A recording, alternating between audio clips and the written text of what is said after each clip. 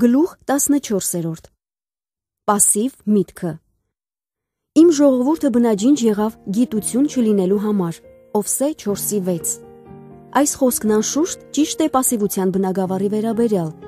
Շատ քրիստոնյաներ նույնիսկ ծանոթ չեն այս արտահայտությանը եւ չեն էլ իմանում ինչպես ճանաչել դրա ախտանիշները։ Պասիվությունը ակտիվության հակառակն է։ Սա վտանգավոր խնդիր է, որովհետև Աստծո խոսքը հստակ սովորեցնում է մեզ լինել սթափ, զգույշ եւ ակտիվ։ Այս մասին կարող ես կարդալ Պետրոսի առաջին թղթի 5:8-ում, որպեսզի լինենք կրակոտ եւ բորբոքենք մեր ներսում եղած պարգևները։ Կարող ես կարդալ Տիմոթեոսի 2-րդ թղթի 1:6-ում, Amplified թարգմանությունից։ Ես կարդացել եմ պասիվություն բառի տարբեր սահմանումներ եւ այն կբնութագրեմ որպես ցանկության բացակայություն, ընդհանուր անտարբերություն, սառնություն եւ ծուլություն։ Պասիվության ետևում կանգնած են չար ոգիները։ Սատանան գիտի, որ անգործության, անհավեսության միջոցով նա հավատացյալին կթելադրի իր սուտը։ Որքան մարդն իր կամքով դիմադրի չարին, այնքան թշնամին չի կարողանա հաղթել այդ պատերազմը։ Այնուհանդերձ, եթե նա գտնվում է պասիվ վիճակում, նա միանգամայն լուրջ խնդիր ունի։ Բավականին շատ հավատացյալներ ինչ որ իրավիճակներում վարվում են զգացմունքներից դրդված։ Եթե նրանք տրամադրություն չունեն ինչ որ բան անելու համար, ապա չեն անում։ Նրանք միայն զգացմունքներից դրդված են փառաբանում Աստծուն կամ պահում իրենց խոստումը, այլ կերպ ասած, նրանք ոչինչ չեն անի, եթե ոչինչ չզգան։ Ազատ տարածությունը դատարկ տեղ է։ Տեղ մի տվեք սատանային։ Եփեսացիների 4:27, King James թարգմանությունից։ Սովորաբար սատանան մեր կյանքում գրավում է այն տեղը, որը դատարկ է։ Դատարկ եւ պասիվ միտքը կարող է հեշտությամբ լցված լինել տարբեր սխալ գաղափարներով։ Պասիվ մտածելակերպով եւ սխալ մտքերին չդիմադրող հավատացյալը հաճախ դրան վերաբերվում է որպես իր սեփական մտքերի։ Նա չի հասկանում, որ չար ոգին է այդ մտքերով լցնում իր ուղեղը։ Ձեր միտքը սխալ մտածողությունից զերծ պահելու միջոցներից մեկը այն ճիշտ մտքերով լցնելն է։ Դուք կարող եք քշել սատանային, բայց նա շարունակում է շրջել ու դատարկ տեղեր փնտրել։ Երբ նա վերադառնում է իր նախկին տեղն ու այն գտնում դատարկ, ապա, ինչպես ասում է Աստվածաշունչը Ղուկասի ավետարանի 11:24-26-ում, իր հետ բերում է այլ չար ոգիների եւ մարդու վիճակն ավելի վատ է լինում, քան նախկինում էր։ Ես չեմ ասում, որ ով ունի վատ մտքեր, լցված է չար ոգով, բայց սովորաբար չար ոգին է կանգնած վատ մտքերի ետևում։ Մարդը կարող է բազմիցս ջախջախել մտքում կառուցված պատկերացումները, բայց դրանք կրկին ու կրկին կվերադառնան, մինչև որ նա սովորի իր մտքի դատարկ տարածքները լցնել ճիշտ մտքերով։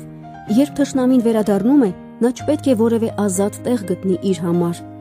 Գոյություն ունեն ագրեսիվ մեղքեր, երբ մենք կատարում ենք դրանք, եւ պասիվ մեղքեր, երբ մենք չենք կատարում այն, ինչ պետք է կատարենք։ Այլ խոսքով, կան սխալ բաներ, որոնք մենք անում ենք եւ կան ճիշտ բաներ, որոնք մենք չենք անում։ Օրինակ, փոխհարաբերությունները կարող են քանդվել մեր չմտածված խոսքերի պատճառով, բայց դրանք կարող են քանդվել նաեւ այն դեպքում, երբ մենք չենք ասում այն լավ եւ շինություն տվող խոսքերը, որոնք հարկավոր է ասել մարդկանց։ Պասիվ մարդը մտածում է, որ ոչինչ չանելով ինքը ոչ մի վատ բան չի անում։ Դեմ առ դեմ դուրս գալով իր սխալին նա ասում է. բայց ես ոչինչ չեմ արել։ Նրա վերլուծումը ճիշտ է, բայց նրա վարքը ոչ։ Խնդիրն առաջացել է, որովհետև նա ոչինչ չի արել։ Հաղթահարել պասիվությունը։ Տարիներ շարունակ իմ ամուսին Դեյվը խնդիրներ ուներ պասիվության հետ։ Որոշ բաներում նա շատ ակտիվ էր։ Ամեն օր գնում էր աշխատանքի, շաբաթ օրերին գոլֆ էր խաղում, իսկ կիրակի օրերին ֆուտբոլ նայում, բայց մնացած ամեն ինչում չափազանց դժվար էր նրան ստիպել որևէ բան անել։ Եթե ես կարիք էի ունենում պատից նկար կախելու, դա կարող էր նրանից պահանջել 3 կամ 4 շաբաթ։ Սա մեծ խնդիրներ էր առաջացնում մեր փոխհարաբերություններում։ Ինձ թվում էր, որ նա անում է միայն այն, ինչ ինքն է ուզում, եւ ուրիշ ոչինչ։ Դեյվը սիրում էր Տիրոջը, եւ երբ նա խնդրել էր նրան օգնել այդ խնդիրը լուծելու հարցում, Աստված հայտնել էր նրան, թե որքան վտանգավոր է պասիվությունը։ Նա հասկացել էր, որ իր անգործության ետևում կանգնած էին չար ոգիները։ Նրա կյանքում կային բնագավառներ, որտեղ նա ոչ մի խնդիր չուներ, քանի որ այդտեղ իրականացնում էր իր կամքը, բայց մյուս բնագավառներում Դեյվն իր պասիվության պատճառով իր կամքը ենթարկել էր թշնամու կամքին։ Նա հարստահարված էր այդ բնագավառներում եւ չուներ որևէ խնդիր լուծելու ոչ ցանկություն, ոչ էլ դրդապատճառ։ Աստծո խոսքի ուսումնասիրությունն ու աղոթքը այն երկու բնագավառներն էին, որտեղ նա նույնպես պասիվ էր։ Իմանալով, որ նա Աստծուց առաջնորդվելու ձգտում չունի, ես չէի կարողանում նրան հնազանդ լինել։ Ես ապստամբում էի։ Ակնհայտ է, որ Սատանան օգտագործում էր մեր թույլ կողմերը միմյանց դեմ։ Շատ ամուսնական զույգեր են ամուսնալուծվում սրա պատճառով։ Նրանք իրականում չեն հասկանում, թե ինչ է կատարվում։ Ես բավականին ագրեսիվ էի եւ անընդհատ Աստծուց առաջ էի վազում։ Վարվում էի մարմնի համեմատ, սեփական եղանակներով եւ ակնկալելով, որ Աստված պետք է օրհնի։ Իսկ Դեյվը Տիրոջից սпасելուց բացի ուրիշ ոչինչ չէր անում, ինչն ինձ սարսափելիորեն զայրացնում էր։ Այժմ մենք ծիծաղում ենք, հիշելով, թե ինչպիսին էինք նախկինում, բայց հիմա դա ծիծաղելի չէր լինի, եթե այն ժամանակ Աստված մեր ուշադրությունը չուղղեր նրա վրա, ինչի պատճառով մենք, միգուցե հիմա, լինեինք այն ամուսնալուծված զույգերից մեկը։ Դեյվն ասում էր ինձ, որ ես անընդհատ Աստծուց առաջ եմ ընկնում, իսկ ես պատասխանում էի, որ ինքը 10 մղոն ետ է ընկել Աստծուց։ Ես չափազանց ակտիվ էի, իսկ Դեյվը չափազանց пассив։ Եթե հավատացյալը пассив է այն բնագավառում, որի համար իրեն տրված են կարողություններ կամ տաղանդներ, ապա այդ տարածքները սկսում են քայքայվել կամ թուլանալ։ Որքան երկար ժամանակ է մարդը пассивություն ցուցաբերում, այնքան ավելի է թուլանում ինչ որ բան անելու նրա ցանկությունը։ Լավագույն օրինակներից են ֆիզիկական մարզումները։ Ես մարմնամարզության մի լավ ծրագրով եմ պարապում, եւ որքան շատ եմ պարապում, այնքան ընթացքն ավելի է հեշտանում։ Երբ սկսեցի, շատ դժվար էր։ Ծրագրին հետևելն իմ մարմնի համար ցավոտ էր, որովհետև մինչև այդ ես երկար ժամանակ չէի պարապել եւ մարզվել։ Մարմնի пассив վիճակի պատճառով վատացել էր իմ ֆիզիկական պատրաստվածությունը։ Ես ավելի տկարացել ու թուլացել էի մկաններս չօգտագործելու պատճառով։ Դեյվն ի վերջո տեսավ իր խնդիրը։ Նա ստիպված եղավ գործ ունենալ այն չար ոգիների հետ, որոնք օգտվելով Դեյվի пассив վիճակից երկար ժամանակ հարստահարել էին նրան։ Երբ Սուրբ Հոգին հայտնեց այդ ճշմարտությունը նրան, նա որոշեց կանգնեցնել ծուլությունն ու կրկին դառնալ ակտիվ ու խիստ հետևողական։ Այս հարցում որոշում կայացնելը ամենահեշտն էր, իսկ այն կիրառելը ամենադժվարը։ Դժվար էր այն առումով, որ բոլոր բնագավառներում, որտեղ նա նախկինում пассивություն էր ցուցաբերել, հարկավոր էր մարզվել այնքան, մինչև դրանք կրկին ամրապնդվեին։ Նա սկսեց արթնանալ առավոտյան ժամը 5-ին, կարդալ խոսքն ու աղոթել նախքան աշխատանքի գնալը։ Իրական պայքարը սկսվեց հետո։ Սատանան չի ցանկանում ետ տալ այն տարածքները, որոնք նա արդեն զավթել է, եւ նա չի տալիս դրանք առանց կռվի։ Դեյվը զարթնում էր իր ժամանակն Աստծո հետ անցկացնելու համար, բայց միանգամից ընկղմվում էր քնի մեջ, բազմոցին պառկած։ Չնայած այն հանգամանքին, որ երբեմն առավոտյան նա քնաթաթախ էր աղոթում, այնուամենայնիվ առաջընթացը ակնհայտ էր։ Նա վեր էր կենում անկողնուց եւ փորձում էր կառուցել իր աղոթքի կյանքը։ Երբեմն նա ձանձրանում էր։ Լինում էին օրեր, երբ նա ոչ մի շարժ չէր զգում, կարդացածից ոչ մի բան չէր հասկանում, աղոթքը կարծես տեղ չէր հասնում, սակայն նա համառորեն շարունակում էր, քանի որ Սուրբ Հոգին հայտնել էր նրան пассивության վտանգը։ Ես սկսեցի նկատել, որ երբ կարիք էր լինում տանն ինչ-որ բան մեխելու կամ սարքելու, նա անմիջապես անում էր դա։ Նա ավելի վճռական էր դարձել։ Շատ ժամանակ ոչ մի հաճույք չէր ստանում իր կատարածից, բայց նա այլևս չէր առաջնորդվում զգացմունքներով եւ մարմնական ցանկություններով։ Որքան շատ էր հասկանում, որ ինքը ճիշտ է վարվում, այնքան շատ էր վայելում իր ազատությունը։ Անկեղծ լինելով կասեմ, որ դա նրան հեշտ չտրվեց։ Նա ազատություն ձեռք չբերեց մի քանի օրվա կամ շաբաթվա ընթացքում։ Պասիվությունն ամենադժվար վիճակներից մեկն է, որը հաղթահարելու համար, ինչպես արդեն ասացի, մարդը չպետք է վարվի իր զգացմունքներով։ Աստծո օգնությամբ Դեյվը համառորեն առաջ ընթացավ, եւ հիմա նրանում պասիվության ոչ մի նշույլ չի նկատվում։ Նա հանդիսանում է մեր ծառայության ադմինիստրատորը եւ ֆինանսական պատասխանատուն, ինչպես նաեւ ռադիոյի եւ հեռուստատեսության բաժնի ղեկավարը։ Նա միշտ ճանապարհորդում է ինձ հետ եւ պլանավորում մեր բոլոր ուղևորությունները։ Նա նաեւ հիասքանչ տղամարդ է ընտանիքում։ Նա պարբերաբար իր ժամանակն անցկացնում է աղոթքի եւ Աստծո խոսքի ընթերցանության մեջ։ Կարճ ասած, նա հարգանքի արժանի մի մարդ է։ Ճիշտ է, նա դեռևս խաղում է գոլֆ եւ հետևում հեռուստատեսային մարզական ծրագրերին, բայց միևնույն ժամանակ չի անտեսում իր պարտականությունները։ Այժմ իմանալով նրան եւ տեսնելով այն ամենը, ինչ նա անում է, ոչ ոք նույնիսկ չի մտածի, որ նա երբևէ այդքան пассив է եղել։ Պասիվությունը կարելի է հաղթահարել, բայց դրա առաջին քայլերից մեկը այն մտքում հաղթահարելն է։ Դեյվը չկարողացավ առաջընթաց ունենալ, մինչև չկայացրեց իր որոշումն ու փոխեց իր մտածելակերպը։ Ճիշտ մտքերին հետևում են ճիշտ քայլերը։ Մի նմանվեք այս աշխարհին, այս դարին, ձևափոխված եւ հարմարեցված նրա արտաքին մակերեսային սովորություններին, այլ ամբողջապես փոփոխվեք ձեր մտքի նորոգությամբ, նրա նոր իդեալների եւ նրա նոր վերաբերմունքի միջոցով։ Հռոմեացիների 12:2 Amplified թարգմանությունից։ Աստծո խոսքն այստեղ բացահայտում է մի կարևոր սկզբունք։ Ոչ ոք չի կարողանա ապրել հաղթական կյանքով, քանի դեռ չի հասկանում եւ կիրառում հետեւյալ սկզբունքը. ճիշտ մտքերին հետևում են ճիշտ քայլերը։ Թույլ տվեք սա արտահայտել այլ կերպ։ Դուք չեք կարողանա փոխել ձեր վարքը, մինչև չփոխեք ձեր մտքերը։ Ըստ Աստծո կարգ ու կանոնի, նախ գալիս են ճիշտ մտքերը, ապա ճիշտ գործողությունները։ Ես համոզված եմ, որ ճիշտ գործողությունները կամ ճիշտ վարքը ճիշտ մտածելակերպի պտուղներն են։ Շատ հավատացյալներ են պայքարելով փորձում ճիշտ վարվել, բայց պտուղը պայքարի արդյունքը չէ։ Պտուղը որդի վրա մնալու արդյունքն է։ Այս մասին կարող ես կարդալ Հովհաննեսի 15:4-ում։ Իսկ որդի վրա մնալը պահանջում է հնազանդություն։ Կարող ես կարդալ Հովհաննեսի 15:10-ում։ Երբ ես խոսում եմ այս սկզբունքի մասին, միշտ օգտագործում եմ Եփեսացիների ուղերձի 4:22-24 խոսքերը։ 22-րդ խոսքում ասվում է. Ձեզնից դուրս հանեք նախկին ընթացքով քայլող հին մարդը, որ խաբեբայության ցանկությունով ապականված է։ 24-րդ խոսքը շարունակում է. Եվ նոր մարդուն հագեք, որ Աստծո պատկերի պես ստեղծված է, ճշմարտության արդարությունով եւ սրբությունով։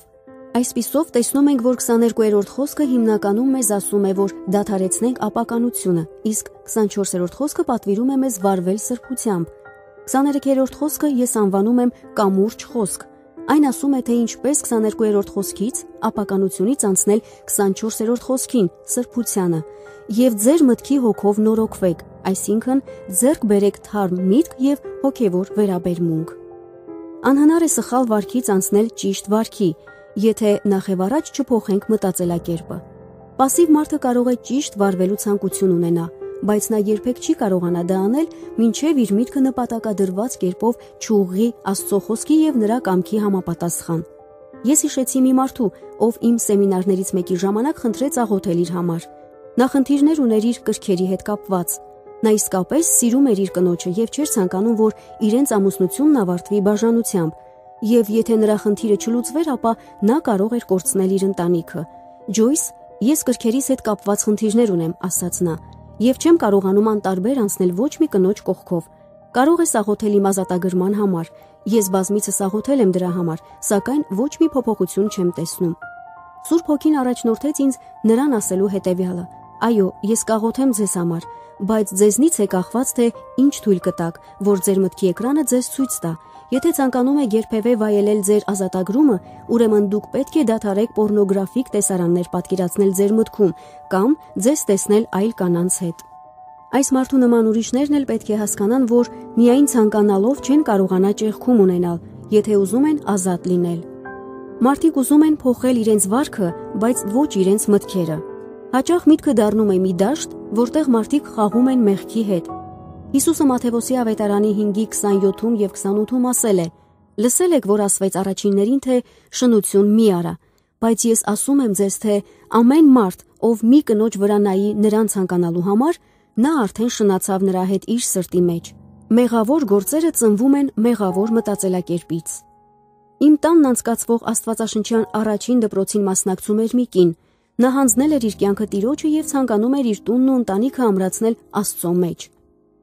Նրա կյանքը քաոսի մեջ էր, տունը, երեխաները, ամուսնությունը, ֆինանսները, առողջությունը եւ այլն։ Նա բացեիբաց ասում էր, որ չի սիրում իր ամուսնուն եւ միանգամայն արհամարհում էր նրան։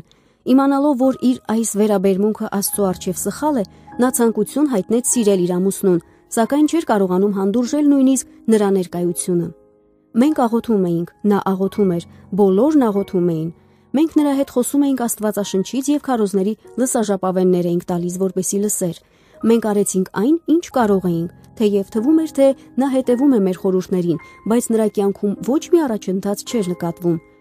Որն էր սխալը։ Մեր խորհրդատվություններից մեկի ժամանակ պարզվեց, որ նա իր ողջ կյանքի ընթացքում եղել է երազող։ Նա միշտ իրեն պատկերացրել է հեքիաթում որպես մի արքայադուստր, իսկ իր սիրելիին մի գեղեցիկ արքայազն, ով պետք է աշխատանքից տուն վերադառնար ծաղիկներով եւ քաղցրավենիքով, ծնկի գար եւ խոստովաներ իր նվիրվածությունը։ Նա իր օրերը վատնել էր այսպես մտածելով, եւ երբ նրա գեր, հոգնած, քրտնած, կեղտոտ, ատամներից մեկն ընկած ամուսինը ծանր աշխատանքից գալիս էր տուն, նա սկսում էր անարգել նրան։ Մի պահ մտածեք այս իրավիճակի մասին։ Վերստին ծնված այս կնոջ կյանքը դեռևս քաոսի մեջ էր։ Նա ցանկացել էր հնազանդվել Աստծուն եւ ապրել նրա համար։ Նաեւ ուզում էր սիրել իր ամուսնուն, որովհետեւ գիտեր, որ դա է Աստծո կամքը։ Նա ուզում էր հաղթանակ ունենալ եւ իր կյանքում եւ ամուսնության մեջ, բայց նրա միտքը պարտության էր մատնում նրան։ Ոչ մի կերպ նա չէր կարողանում հաղթահարել այն գարշանքը, որը զգում էր իր ամուսնուց, մինչեւ որ նա սկսեց կառավարել մտքի ձայնը։ Նա մտովի ապրում էր մի աշխարհում, որը գոյություն չուներ եւ երբեք չէր էլ ունեցել։ Այդ պատճառով էլ ընդհանրապես պատրաստ չէր առնչվելու իրականության հետ։ Նրա միտքը пассив էր, եւ քանի դեռ նա չէր որոշել իր միտքը համաձայնեցնել Աստծո խոսքին, չար ոգիները շարունակում էին սխալ մտքերով լցնել նրան։ Նա կարծում էր, թե դրանք իր անձնական մտքերն են։ Այդ պատճառով էլ չէր կարողանում հաղթանակ ունենալ այդ բնագավառում։ Նա փոխեց իր մտածելակերպը եւ նրա կյանքը սկսեց փոխվել։